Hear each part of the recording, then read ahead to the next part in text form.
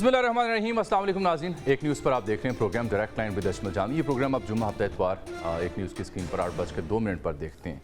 बड़ा अहम दिन है आज का, क्योंकि कल ये फैसला हुआ कि मुल्क भर में ऑपरेशन अज़्म इस्तेहकाम का आगाज़ किया जाएगा।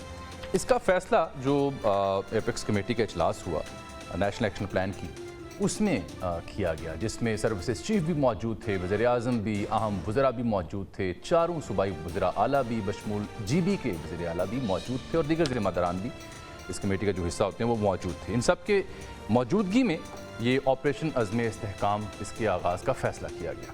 दिलचस्प बात यह है कि इसमें अली अमीन गंडापुर साहब जो PTI से हैं, KP से वज़ीर आला हैं, वो भी मौजूद थे और GB से भी जो PTI के CM हैं वो मौजूद थे। इस एपेक्स कमेटी के इजलास के दौरान इन दोनों वज़ीर आला ने, यानी KP और GB ने, इनसे वज़ीर-ए-आज़म ने पूछा, जो मेरी इत्तलात हैं, कि क्या आप ऑपरेशन अज़्म इस्तेहकाम में हमारे साथ हैं, आपकी कोई रिजर्वेशंस हैं तो बताइए। इत्तला ये है कि वहाँ इन्होंने इस ऑपरेशन की भरपूर हिमायत का ऐलान किया। लेकिन फिर आज on the floor of the house हो या मीडिया से गुफ्तगू हो, हम देखते हैं असद कैसर साहब हूँ, बैरिस्टर गौहर हूँ या उमर अयूब हूँ या दीगर PTI की क़यादत हो, वो इस ऑपरेशन के ख़िलाफ़ है, इस ऑपरेशन की मजम्मत कर रही है और कह रहे हैं कि ऑपरेशन करने से पहले, ऐसा कोई भी प्लान चॉकआउट करने से पहले पार्लिमान में बात होनी चाहिए थी। पार्लिमान की बुनियाद फिर क्या है? अगर ऐसी ऑपरेशन के ऊपर एपेक्स कमेटी में इजलास होने हैं, फैसले होने हैं, पार्लिमान में बात क्यों नहीं की गई? ये ऑपरेशन है क्या? इस पर भी कुछ मालूमात आप तक हम पहुँचाएँगे और इस पर PTI के तहफ़्फ़ुज़ात हैं क्या, ये है असल सवाल। लेकिन पहले देखिए PTI बात क्या कर रही है इस मुद्दे को लेकर के। देखिए, हम किसी तो ऑपरेशन की हिमायत नहीं कर सकते। बिल्कुल। देखो, ऑपरेशंस बहुत हो गए हैं। मैं सिर्फ ये पूछना चाहता हूँ कि आज तक कौन सा ऑपरेशन कामयाब हुआ है, उसके नतीजे क्या निकले हैं। मुतालिबा करता हूँ सादा और सिंपल कि अगर कोई डिसीजन हुआ है तो पार्लियामेंट को में ले आया जाए और पार्लियामेंट को इत्मीनान में लिया जाए। ख्वाजा आसिफ वज़ीर दिफा हैं, वो भी बोले हैं, देखिए क्या फरमा रहे थे। कल की मीटिंग के खैबर पख्तूनख्वा के वजीर आला वहां पे मौजूद थे, उनके सामने ये सारी बहस हुई, उसके सामने ये रिजॉल्व किया गया कि ये इकदाम उठाए जाएंगे दहशतगर्दी के खिलाफ। आज ये यहाँ पे ये मुजाहरा करके दहशतगर्दों के साथ खड़े हैं। ये आज भी 9 मई के मौक़िफ़ से नहीं हटे, आज भी ये 9 मई के ऊपर खड़े हैं। ये कहना कि फौज हमारी है, मुल्क हमारा है, शोहदा हमारा है, ये सब जालसाजी है। अब सवाल ये है कि जो ख्वाजा साहब बात कर रहे हैं उसमें वज़न है कि कल जब इजलास हो रहा था तब हम इस ऑपरेशन की हिमायत कर रहे थे।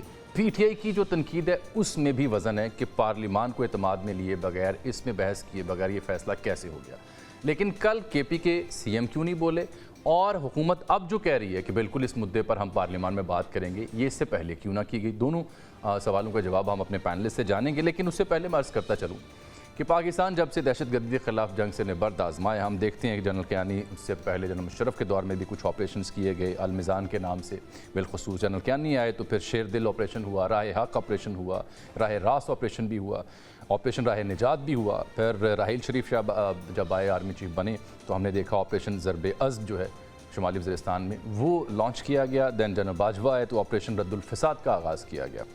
अब ये अज़्म इस्तेहकाम से जुड़ा ये ऑपरेशन है जिसका आगाज़ किया गया। जो हमारी इत्तलात हैं, जो हुकूमत भी बता रही है, ज़िम्मेदारान भी बता रहे हैं कि ये माजी के जिन ऑपरेशन का मैं जिक्र कर रहा हूँ उससे मुख्तलिफ है, इसकी काइनेटिक अप्रोच डिफरेंट है। ये दहशतगर्दी के ख़िलाफ़ कौम के अज़्म का अक्कास है ये ऑपरेशन, जिसमें ज़रूरी नहीं है कि किसी इलाके में जाके टैंक्स उतारे जाएँ या एक फील्ड बैटल का आगाज़ किया जाए, क्योंकि हुकूमत का ये बयान है कि इस वक्त पाकिस्तान में there is no go area, तो वहाँ जाने की ज़रूरत नहीं है। अलबत्ता दहशतगर्दों की सरकूबी करनी है, चाहे सरहद पार अफ़गानिस्तान जाना पड़े, सिक्योरिटी को यकीनी बनाना है और जो इलाके पाक फ़ौज ऑपरेशन के बाद क्लियर करती है उन इलाकों की रिहैबिलिटेशन या वहाँ ज़िंदगी मामूल पर लाना जो सिविल इदारे हैं, हुकूमत है मुकामी, उसकी ज़िम्मेदारी है। वो ज़िम्मेदारी क्योंकि पूरी नहीं होती और निज़ाम अदल से शिकवा है कि जो दहशतगर्द पकड़े जाते हैं उन्हें छूट मिल जाती है, इसलिए दोबारा दहशतगर्द वहाँ रीच आउट करते हैं। ये है उसका खुलासा जो हुकूमती ज़िम्मेदार हमें बताते हैं। इस सब के बावजूद PTI को खदशा है कि नहीं, एक नई जंग शुरू हो रही है, हमें एतमाद में नहीं लिया गया। इस सब पे बात करने के लिए आज हमने ज़हमत दे रखी है पाकिस्तान के सीनियर तज्ज़िया निगार हैं जनाब इम्तियाज़ गुल साहब।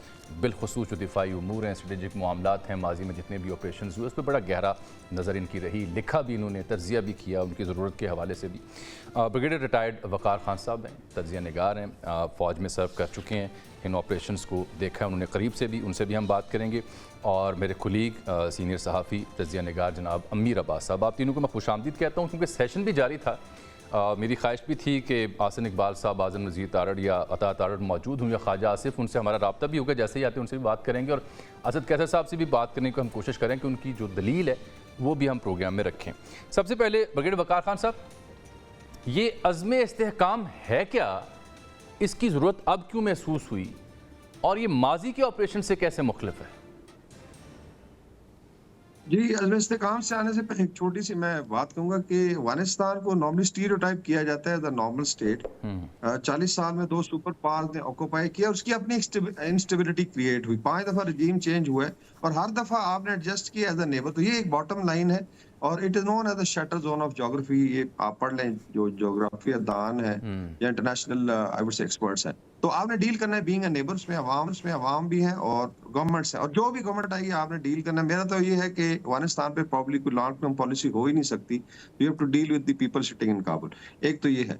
दूसरा ये है कि जो करंट है, आई थिंक अज़्म इस्तेहकाम को थोड़ा, क्योंकि 7 ऑपरेशन का लफ्ज आया तो लोग शायद इसको उस तरीके से इक्वेट कर रहे हैं जिस तरह, बिकॉज कैनेडिक ऑपरेशन की उसे जरूरत थी, बिकॉज आपको पता है कि इस्लामाबाद पे चढ़ाई की बातें हो रही थी। इसमें 4 प्रॉन्ग है जिसका आई थिंक आपने टच भी किया है। नंबर 1 तो ये है कि whole of the nation approach है। ये नहीं है कि ओनरशिप नहीं हुई, लेकिन समहाउ भी देखा गया कि पिछले 1-1.5 साल में जब से तालिबान 2 आई और यहाँ पे स्टेप अप हुई एक्टिविटीज, तो थोड़ा सा जो है ना मुझे डिस्कनेक्ट नजर आया पॉलिटिकल लीडरशिप, स्पेशली जो सूबे हैं।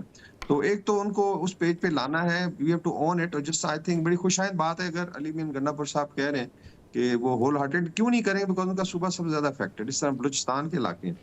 दूसरा जो है I think it is related to जो इसकी हैयत है एंटी टेररिस्ट ऑपरेशन की, ऑलरेडी इंटेलिजेंस बेस्ड ऑपरेशन हो रहे हैं जहाँ पे जरूरत होगी।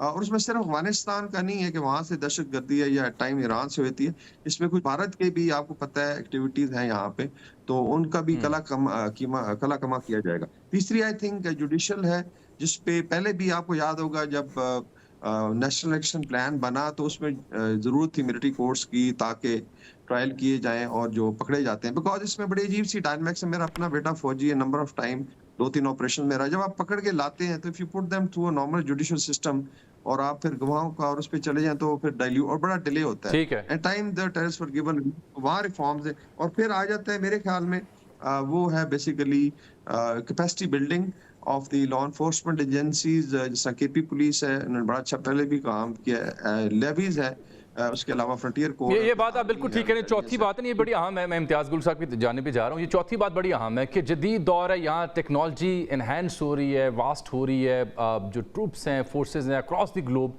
वो रिवायती अप्रोच की बजाय जो नई जिद्दतें हैं उनका इस्तेमाल करें। यानी हमारी इंटेलिजेंस को ये खबर होती है कि दहशतगर्द वहाँ से चल गया, फ़लाँ इलाके में आ गया, for that we need to move along on the ground physically. उसकी बजाय हम उसे वैसे न्यूट्रलाइज क्यों नहीं कर सकते थ्रू अदर टैक्टिक्स, चाहे वो ड्रोन का मसला हो या एयरफोर्स का हो या वहाँ की मुकामी जो फोर्सेज तयनात हैं उनकी सदाद कार हो। बिल्कुल आप ठीक कह रहे हैं। लेकिन इम्तियाज़ गुल साहब, जहाँ पे ब्रिगेड साहब 4 उसके प्रॉन्ग का जिक्र कर रहे हैं, whole of the nation approach, ये बड़ा अहम है क्योंकि अगर हमने दहशत गर्दी के ख़िलाफ़ ये अज़्म इस्तेहकाम को लॉन्च किया है सिक्योरिटी को मेक श्योर करने के लिए, तो whole of the nation approach तो तब भी हो सकती है ना जब एक जो सबसे मुतासरा सूबा है केपी, उसकी जो पॉलिटिकल गवर्नमेंट है वो भी ऑन बोर्ड हो।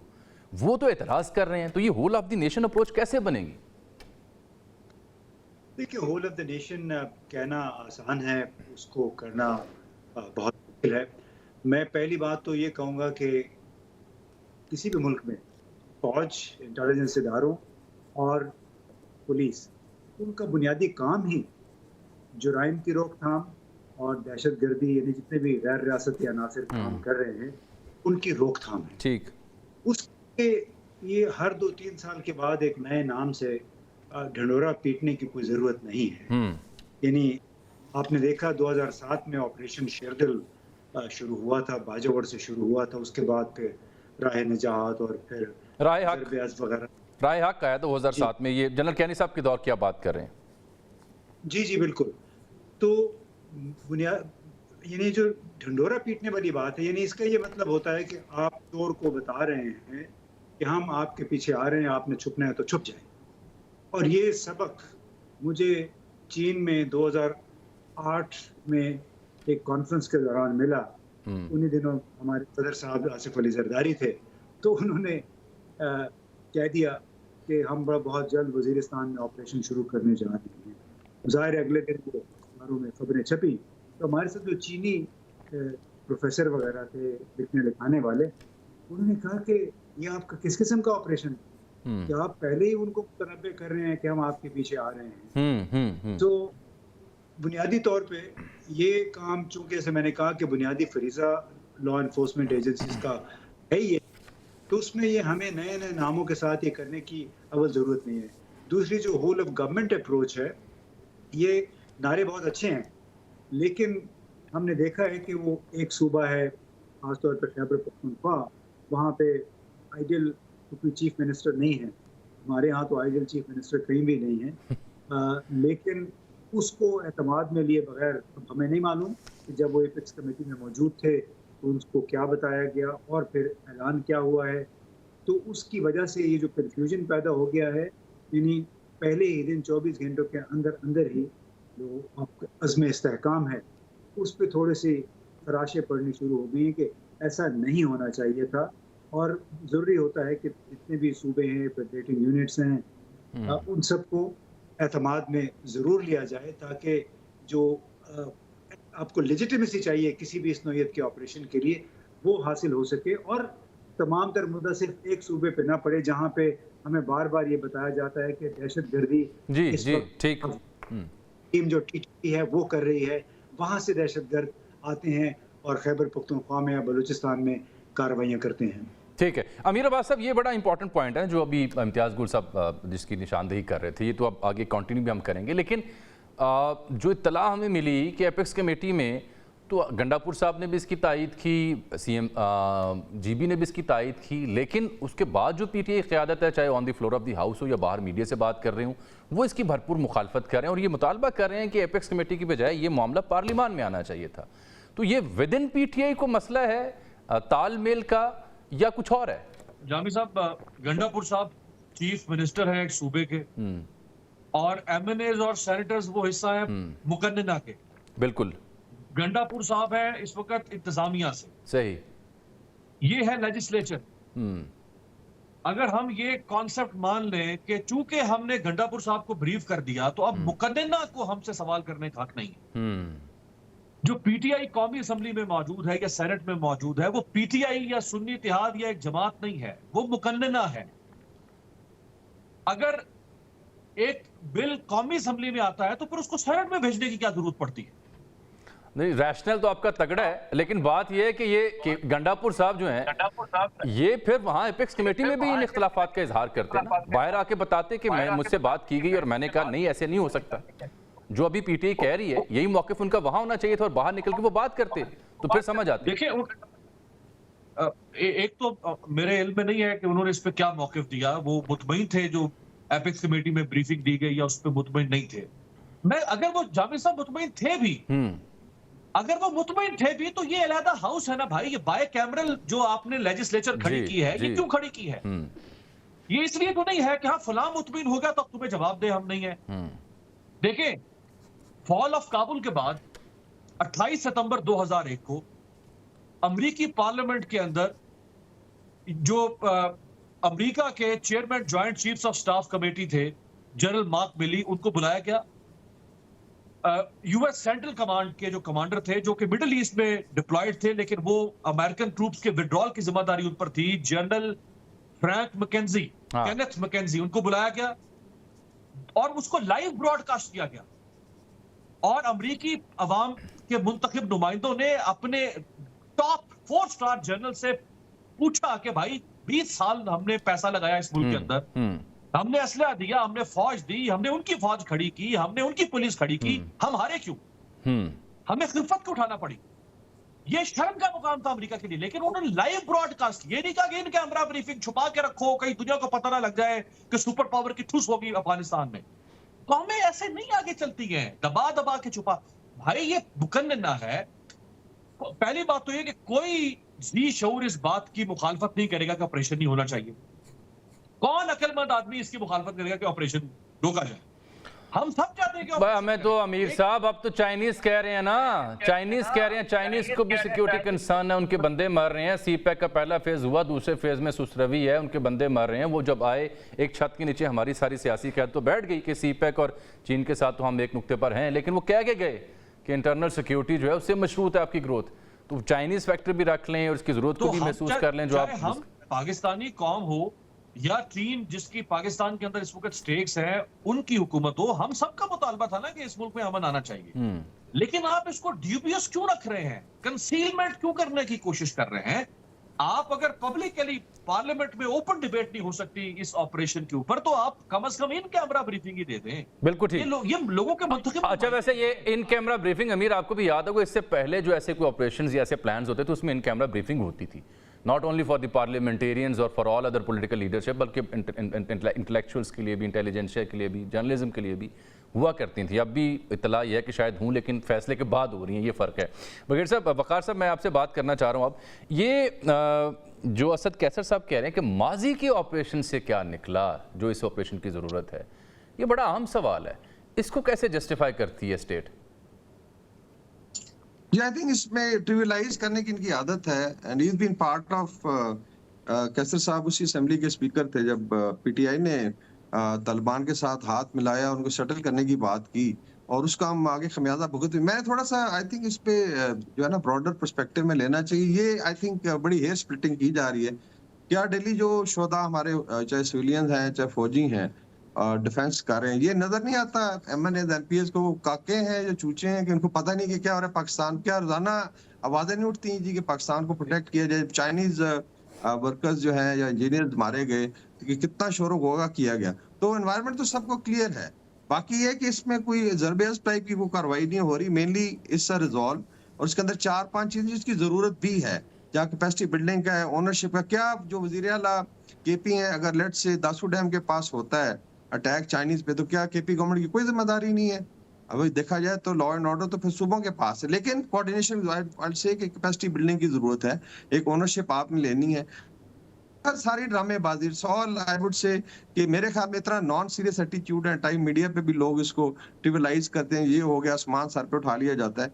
बात ये है कि इस वक्त you have to decide basically कि पाकिस्तान को अगर आपने सिक्योर करना है, अभी चाइनीज इन्वेस्टमेंट सीपेक 2 लॉन्च होना है, और डेफिनेटली उन्होंने भी कोई एश्योरेंसेस मांगी है कि जी आप करके दिखाएं, और उस पर लगे हुए हैं। बाकी स्नीक अटैक्स होंगे, देखें अभी डिपेट्रिएशन हो रही है अफगान, उस पर बड़ा शोर होगा किया जाए। इवन इमरान खान ने कहा जेल से कि जी बड़ा गलत की। जस्ट इमेजिन के 50 लाख इलीगल, उसमें से I think 2 million illegal Afghan को आप लेके बैठे हुए हैं जो अपनी मर्जी से, because of occupation of Afghanistan है। हमारा तो कसूर भी नहीं है इसमें, 2 ऑक्यूपेशन उसी की है ना सारी एक्सोडस जो है।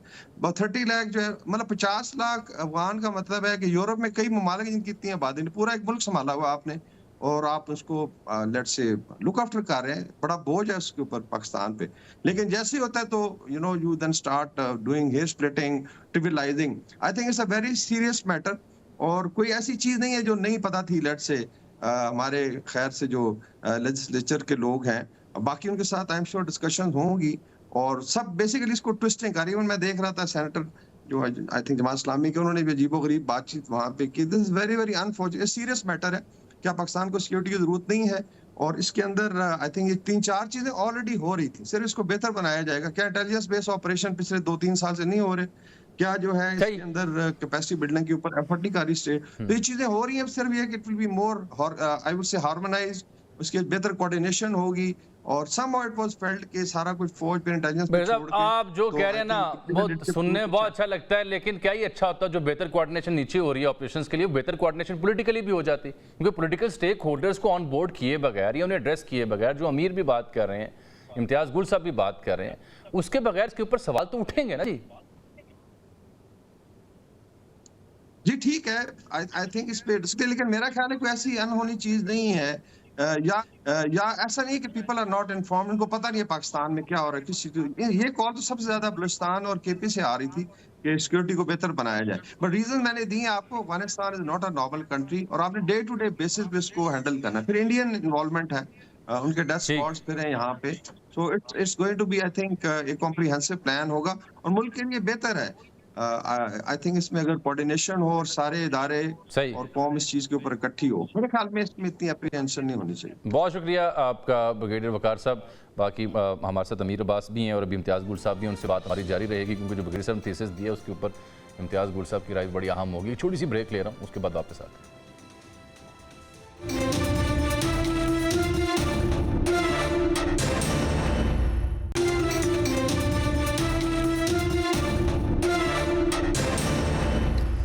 वेलकम बैक नाज़रीन। पीटीआई का जो इस पे इख्तलाफ है ऑपरेशन अज़्म इस्तेहकाम से जुड़ा हुआ, उस हवाले से हमारा प्रोग्राम देखा जा रहा था तो नून लीग की एक ज़िम्मेदार शख्सियत ने मुझे पैगाम भेजा है कि गंडापुर साहब ने अगर एपेक्स कमेटी का इजलास अटेंड किया है तो वो अपना मैंडेट पार्टी का लेके उसकी नुमाइंदगी करते हुए वहाँ पहुँचे थे, और अगर वहाँ वो उसकी हिमायत का ऐलान कर रहे थे तो उसी मैंडेट की वजह से कर रहे थे।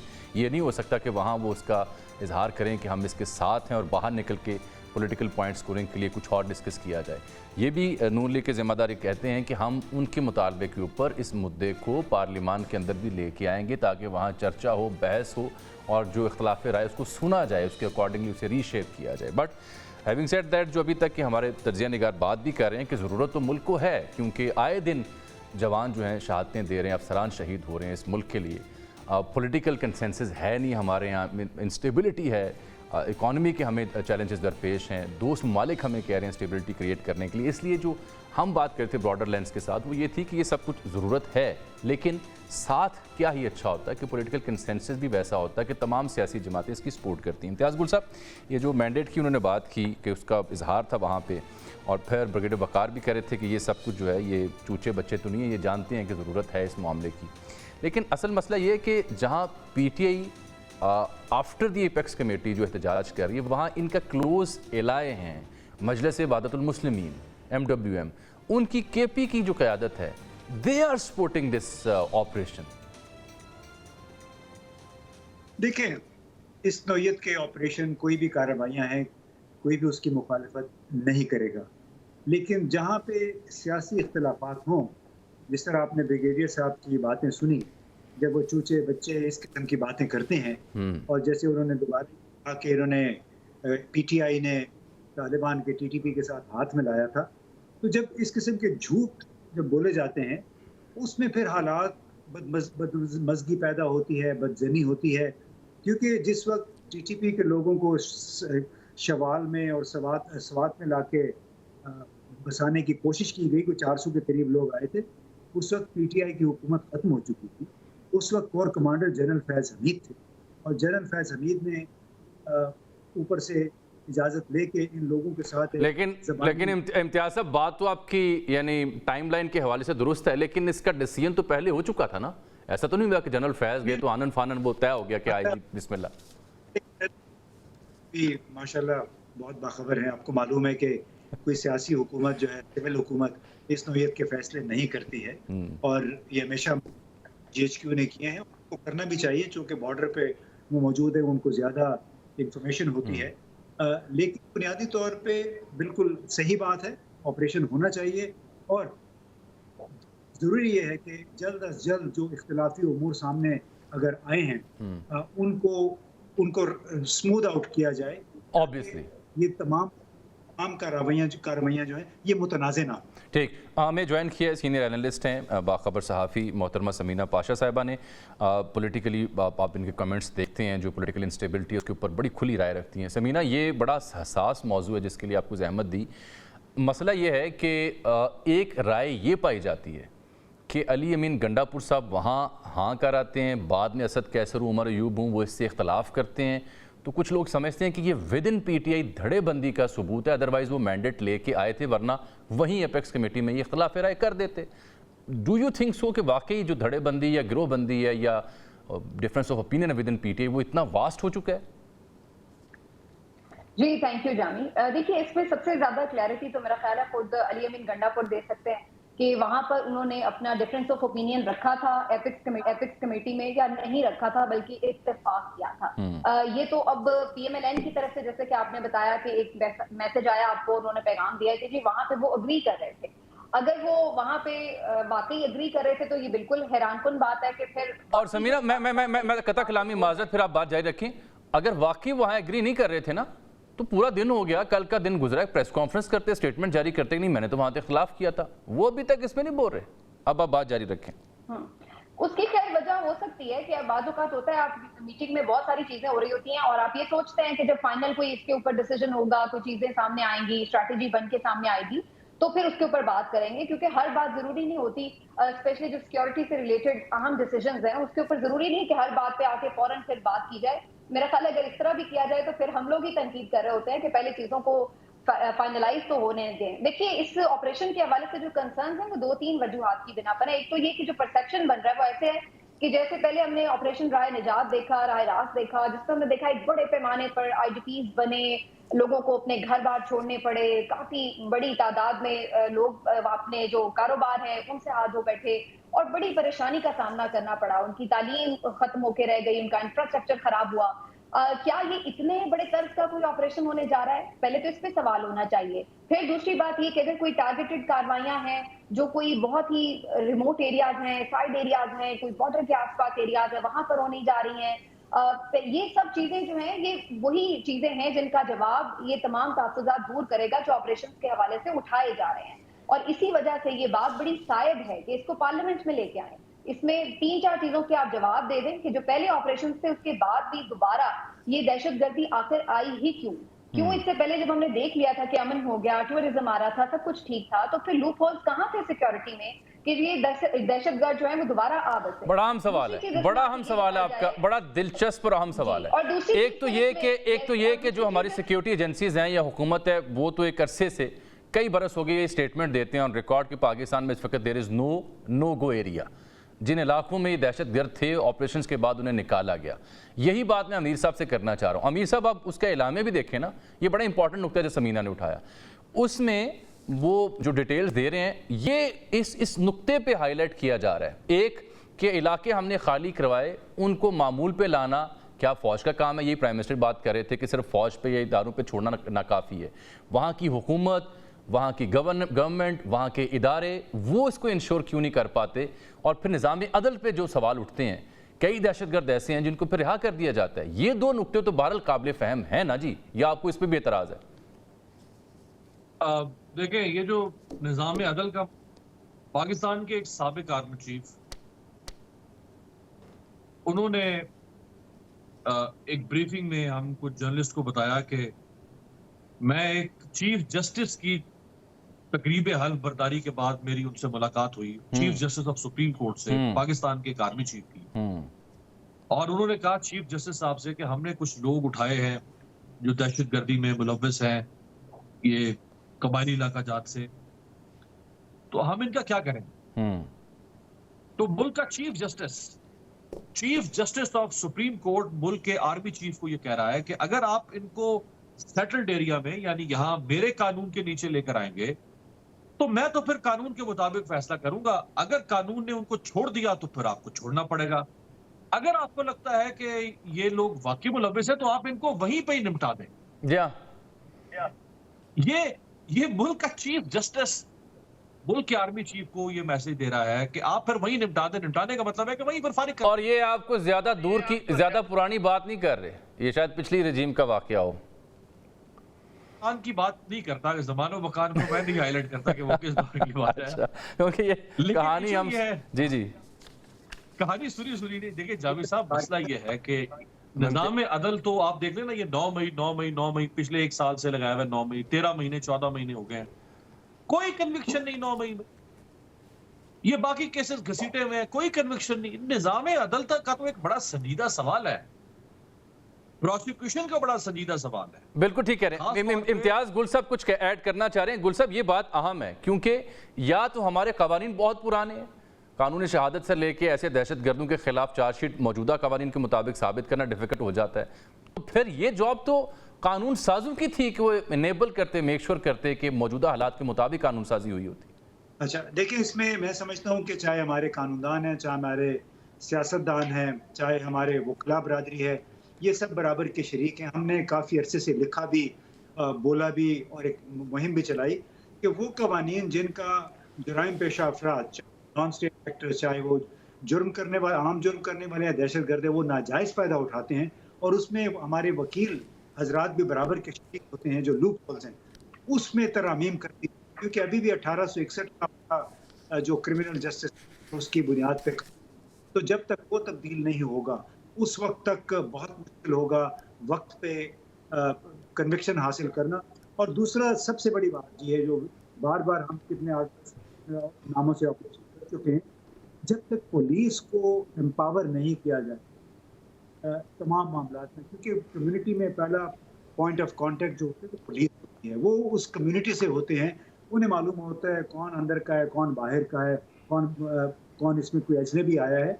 हमारे यहाँ ये उल्टा है, पहले फौज जाती है, वो अपना काम करते हैं, फिर पुलिस को कहते हैं आके संभाल। ये बात आपकी बड़ी अहम बात है, लेकिन है संजीदा, लेकिन मैं थोड़ा सा गैर संजीदा हो रहा हूँ इस नुक्ते के ऊपर, पुलिस के ऊपर, क्योंकि समीना बैठी हैं और वो पंजाब पुलिस के ऊपर अक्सर तबसरा करती हैं। समीना, पंजाब पुलिस को उसकी सदादेकार इतनी अच्छी तो करती है, मॉडल कर दिया गया, तो केपी क्यों नहीं करता ऐसी पुलिस अपनी? ये तो वाकई आपने बस मजाक वाली बात ही कर दी है जानी कि अगर हम ये कहें कि हमने बाकी भी सूबों की पुलिस को पंजाब पुलिस की तरह बनाना है, तो बस फिर तो मेरा ख्याल है बात खत्म ही हो जाती है। बिल्कुल असल बात यही है कि हमारी जो पंजाब पुलिस है, चाहे हमारी केपी पुलिस है, चाहे किसी भी सूबे की पुलिस है, इवन सिंध पुलिस है, बलूचिस्तान की हो, हर एक की रिफॉर्म्स बड़ी जरूरी हैं और वो हर तरह की जरूरी है। आपको ये भी देखने के लिए, क्योंकि जो हमारे सिक्योरिटी चैलेंजेस हैं उनसे निपटने के लिए भी, और फिर जो हमारी एक सिविल एडमिनिस्ट्रेशन है उसके हवाले से कि उसके साथ कैसे चल रहा है, जो हमारे शहरी हैं उनके साथ क्या सलूक कर रहा है, और जो मुख्तलिफ मामलात में उनकी क्या SOPs होने चाहिए। मेरा ख्याल है एक थ्रू आउट उनकी एक ट्रेनिंग की जरूरत है, और एक जिसको हम रिफॉर्म्स कहते हैं, तो पुलिस रिफॉर्म्स तो हमारी बिल्कुल डेफिनेटली जरूरत है, चाहे वो किसी भी सूबे की पुलिस हो। नहीं, पंजाब में रिफॉर्म्स नहीं हो रही पुलिस की? जी बहुत जबरदस्त ट्रेनिंग हो रही है। अब तो अच्छी तरह उनको पता चल गया है कि आइन और कानून नाम की कोई चीज एग्जिस्ट नहीं करती। जैसे चाहें आप, जिस तरह चाहें किसी के घर में कूद जाएं, जैसे चाहें बगैर मुकदमे के अरेस्ट कर लें, बाद में मुकदमा किसी पुरानी तारीख का बना लें। अब तो पुलिस वालों को बहुत सब कुछ, सारे टैक्टिक्स पता चल गए हैं कि लोगों को फंसाना कैसे है, फिर उसके ऊपर पैसे कैसे बनाने हैं, फिर कैसे रिकॉर्ड पेश नहीं करना अदालतों में, 4 पेशियों में जमानतों का रिकॉर्ड इसलिए पेश नहीं करना कि जमानत ना हो जाए, और कैसे मुकदमात को लटकाना है, कैसे एक ही मुकदमे में मुख्तलिफ लोगों को मुख्तलिफ शहरों में फंसाना है। तो ये तमाम चीजें अब पुलिस बहुत जबरदस्त तरीके से सीख चुकी है और बड़ी ट्रेंड हो गई है उस पर। ठीक, अमीर अब्बास साहब, इस सारे मुद्दे में ना जो चाइनीज़ फैक्टर है उस पर हम बात नहीं कर सके, आपकी भी उस पर एक्सपर्टीज़ है। देखिए ना, उनके एक सीनियर मिनिस्टर आके हमें बता रहे हैं हमारे घर आके, गो कि उनकी खिदमत में, उनके लिए, उनके एजाज़ में हम इकट्ठे हो गए, बट उनकी जो कंसर्न्स हैं बड़ी जेन्युइन है, उनके बंदे मारे जा रहे हैं, और सेकंड फेज़ में इसीलिए वो सुसरवी का शिकार है, CPEC भी, और उनका जो मैसेजिंग है, उनका आना है, वो that could be also major reason के state of Pakistan, government of Pakistan in action आई और इस ऑपरेशन का उन्होंने ऐलान कर दिया। लेकिन हम उनके लिए तो एक छत के नीचे बैठ जाते हैं, अपने आप को पॉलिटिकली ठीक करने के लिए एक छत पे बैठने को तैयार नहीं। वो आए तो बैठ सकते हैं। डोंट यू थिंक सो कि ये सबसे बड़ा अलमिया है? बिल्कुल सही है। हमें एक्चुअली इसको कहते हैं नी जर्क रिस्पॉन्स। हाँ, हम इनसेंसिटिव स्पाइनलेस किस्म का निज़ाम में और रियासत में रहते हैं, जिसको झटके मारने पड़ते हैं, शॉक लगाने पड़ते हैं, आफ्टर शॉक्स देने पड़ते हैं, फिर ये जाती है। आप देखें ना, जो पहले सानिया APS हुआ 2014-16 दिसंबर को, जी, हम इंतजार कर रहे थे कि 100-150 बच्चों को गोलियों से भून दिया जाए, उसके बाद हम फिर बड़ा एक ऑपरेशन लॉन्च करेंगे। तो ये तो हमारी 20 साल की गुज़श्ता तारीख है 2002 के बाद से, कि बहुत सारे मौक़ों पे जो हमारे ऑपरेशन लॉन्च हुए वो किसी बड़े साने और या सानियात के तसलसल के बाद हुए। उस दौरान बेशुमार लोग मरते रहे। अब किससे सवाल करें? इसीलिए तो कहते हैं, जहां से आपने बहस शुरू की थी, कि पाकिस्तान की पार्लियामेंट के सामने आप चीजों को रखें ताकि हम पाकिस्तान के अवामी नुमाइंदों से सवाल कर सके ना। हम पाकिस्तानी कौम अपने मुंतखब नुमाइंदों का गरेबान पकड़ सके, ठीक, कि क्यों इस मुल्क में लाकानूनियत है, क्यों इस मुल्क के अंदर अमन नहीं लौट पा रहा, क्यों इस मुल्क में दहशतगर्द दंदनाते फिर रहे हैं, क्यों इस मुल्क में फिरका वारियत की बुनियाद पर लोगों को कत्ल किया जा रहा है शनाख्ती कार्ड देख देख के, क्यों इस मुल्क में मजहबी मुनाफरत की बुनियाद पे, आप देख लें सवात में क्या हुआ है, बुनियाद पर आप देख लें सवात में, अभी आप देख लें सवात में क्या हुआ। ये क्यों हो रहा है? ये हम देखें ना, जब आपके पार्लियामेंटेरियंस, जब आपका मुंतखब नुमाइंदा वो वाकिफ ही नहीं है, वो he is not privy to the information कि मुल्क में क्या होने जा रहा है, क्या हो रहा है। पार्लियामेंट सुप्रीम है, उसके ऊपर फिर ये एपेक्स कमेटी और नेशनल एक्शन कमेटी और फलानी ढिमकानी कमेटियां, ये कमेटियां सुप्रीम नहीं है। सुप्रीम तो पाकिस्तान की पार्लियामेंट है। बिल्कुल ठीक। ये तो उसके ऊपर एक पाकिस्तान का आइन है जिसने पार्लियामेंट को सुप्रीम बनाया। तो आप पार्लियामेंट से चीजों को चुरा चुरा के, बचा बचा के, छुपा छुपा के कहां लेकर जाना चाहते हैं? Very true. इधर रखेंगे तो फिर जाहिर बात है पब्लिक भी ऑन बोर्ड आएगी ना, उनके एतमाद में इजाफा होगा। ठीक कह रहे हैं, आपका इस्तेदाद दुरुस्त है अमीर। लेकिन गुल साहब, ये जो अमीर अब्बास साहब ने मजहबी मुनाफरत का जिक्र किया, ये मॉब जस्टिस जिस तरह से हमारी सोसाइटी में जितनी तेजी से फैला है, बिलखुसूस in the wake of last couple of decades, ये अनप्रेसिडेंटेड है। हम दहशतगर्दी का खात्मा करना चाह रहे हैं, यहाँ एक्सट्रीमिज्म इन अदर फॉर्म हमें दिखाई दे रही है विद इन दी सोसाइटी, पूरी दुनिया उस पर चीख रही है। इसके ऊपर जो हमारी पॉलिटिकल एलीट है या बिलखुसूस जो मजहबी रहनुमा है, उनकी जानिब से आप समझते हैं कि वो बयान, वो ऐलान, वो एफर्ट्स की जा रही हैं जो ज़रूरी हैं, या ये सब बेबस हैं क्योंकि इशू इतना सेंसिटिव है? देखिए, इशू सेंसिटिव तो है, लेकिन बुनियादी तौर पे हमारी जो सियासी अशराफिया है, और इसमें इस मामले में सर फहरिस्त वो तमाम सियासी मजहबी जमातें हैं जो कि पार्लियामान में भी हैं, बैठी हुई हैं। ये उनकी बहुत बड़ी नाकामी है कि उन्होंने अपने मसाजिद और मदारिस के ज़रिए ये पैगाम नहीं दिया कि एक मुल्क में 295 ABC कानून मौजूद है, आप कानून अपने हाथ में नहीं लेंगे। जो ब्लेसफेमी के नाम पे जितना कुछ हुआ है, तौहीन कुरान मजीद या तौहीन रिसालत के नाम पे, ये बुनियादी तौर पे मावराए कानून कत्ल है। और इस कत्ल की एक लिहाज से इजाज़त दे रखी है हमारी सियासी अशराफिया ने। आपने देखा कि चाहे रमशा मसीह का केस था, चाहे हालिया सरगोदा में एक केस हुआ था, फिर जड़ावाला का केस हुआ। सियालकोट में आपको याद है श्रीलंकन मैनेजर था, मुनीब और मुगीस, दो भाई थे, एक से बढ़कर एक मिसाल है। यहाँ कसूर में एक भट्टे के अंदर एक जोड़े को जला दिया गया था। बिल्कुल। तो उसमें मुझे ये बताया ना कि कौन से हमारे जय्यद उलमा ने बढ़ के आवाम से एक इज्तिमाई अपील की हो कि आपने कानून हाथ में नहीं लेना है। कोई भी नहीं कर सका। बड़ी जो मेन स्ट्रीम जमातें हैं, वो हैरत है, आप हाफिज ताहिर अशरफी को मेन स्ट्रीम नहीं समझते? वो बयान देते तो हैं, वो काफ़ी नहीं है? कौन? ताहिर अशरफी साहब? हाँ जी, वो काफ़ी नहीं है?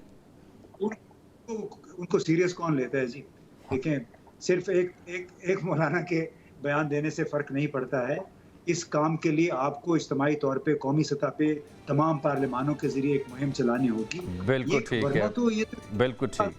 कानून के बावजूद लोग कानून हाथ में ले लेते हैं। वैसे तो इम्तियाज़ साहब बहुत शुक्रिया, वक्त की कमी है, आपका बहुत शुक्रिया। लेकिन नेक्टर ने कहा कि 1800 लोग हैं, उलमा इकराम है, जिन्होंने इस पर फतवा दिया हुआ है। लेकिन वो फतवे का असर कितना है ये हमें देखने को नहीं मिलता।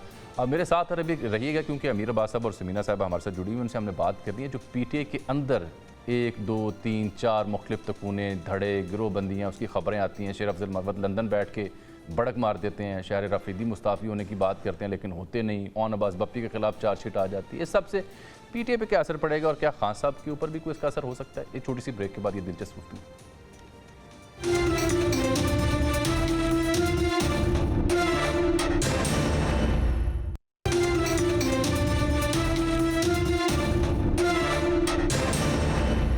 वेलकम बैक नाज़रीन। लंदन में इस वक्त PTA एहतजाज कर रही है इमरान साहब के लिए, इमरान खान साहब के लिए, PTA के हकूक़ के लिए। शेर अफजल मरवत भी वहीं हैं। अमीर अब्बास साहब, ये शायर रफीदी का मुस्ताफ़ी होने की बात हो जो नहीं हुए, ओन अब्बास बप्पी के ख़िलाफ़ मुल्तान से उनके मुकामी जो अहदेदारान हैं उनकी चार्जशीट हो, या शंदाना गुलजार का अहद हो शहरिया रफीदी के साथ, फिर शेर अफजल मरवत की बढ़क हो बाजवाई कुव्वतों के बारे में, ये इससे तकसीम और तफरीक वाज़े नहीं हो रही? कौन किस मिशन पे है और how lethal it could be for PTI? नहीं, ये बिल्कुल आप सही कह रहे हैं कि अचानक शहरियार रफीदी का ये कहना कि या उनकी तरफ से ये तासुर आना कि वो इस्तीफा दे के जा रहे हैं, और फिर ये आना कि जी अगर वो छोड़ के जाएंगे तो शेर अफजल मरवत भी इस्तीफा देंगे। वैसे वो देंगे नहीं, भी इस्तीफा देंगे नहीं। चले, जो इस वक्त माहौल बन रहा है, जो इत्तलात आ रही है मुसद्दिका गैर मुसद्दिका, भाई आप क्यों इस्तीफा दे रहे हैं? इसकी वजह क्या है? हाँ, अगर आप रुकने कौमी असम्बली होते हुए, और आप तो देखें ना, आप लोग तो आग का दरिया पार करके पहुंचे इस असम्बली। बिल्कुल। ये जो PTI ने जिस तरह इलेक्शन में जीत हासिल की है, ये कोई मामूली जीत है यार? ये तो गैर मामूली जीत है। ये तो इंसानी मुआजिजा है कि आप इतने कड़े इम्तिहान से So then इतनी पकड़, what exactly is the reason behind this all? मैं यही कह रहा हूं कि इतनी मुश्किल से हासिल की हुई जीत को आप कैसे छोड़ रहे हैं, क्यों छोड़ रहे हैं? इसकी कोई वजह अभी तक अफरीदी साहब की तरफ से नहीं सामने आ सकी, या ये भी हकीकत है या नहीं कि वो वाकई इस्तीफा दे रहे हैं या नहीं दे रहे। ये तो अभी मीडिया में खबरें गर्दिश कर रही हैं कि शायद वो इस्तीफा दे रहे हैं।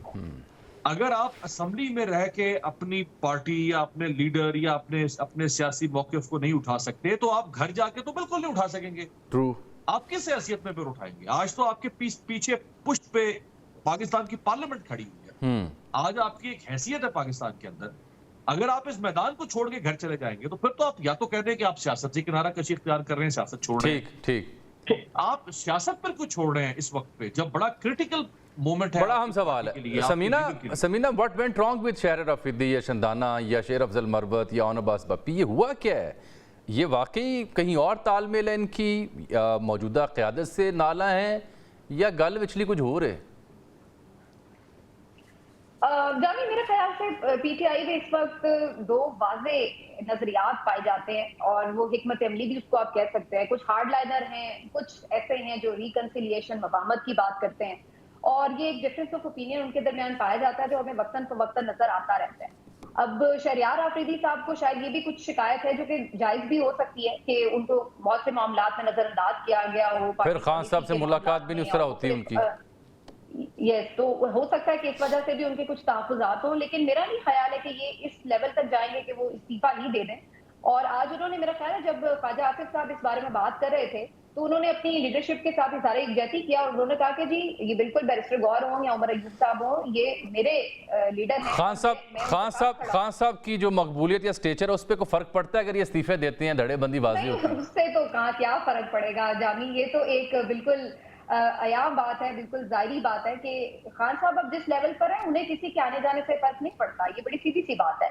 बल्कि मैं ये समझती हूँ कि अगर खान साहब बाहर आ जाएंगे, मामला पार्टी के संभाल लेंगे, तो ये सारी ग्रुपिंग शुपिंग ऑटोमेटिकली कम होती चली जाएगी, बल्कि शायद खत्म होती चली जाए। थोड़ी बहुत तो एग्जिस्ट करती है हर पार्टी में, इवन पीएम बिल्कुल सही, वेरी ट्रू, उसके अंदर आप देख लें कितनी टूट-फूट। Very true Samina, well said. बहुत शुक्रिया आपका समीना पाशा साहबा। जनाब अमीर अब्बास साहब, वक्त की कमी है, बस चाइनी वजीर आए थे तो हमने वो दिन देखा जब तमाम सियासी रहनुमा एक छत के नीचे बैठे हुए हैं, चीन के साथ दोस्ती का आज़म कर रहे हैं और चीन की दोस्ती के नगमे गा रहे हैं, और सब यक ज़ुबान होकर वहाँ खड़े।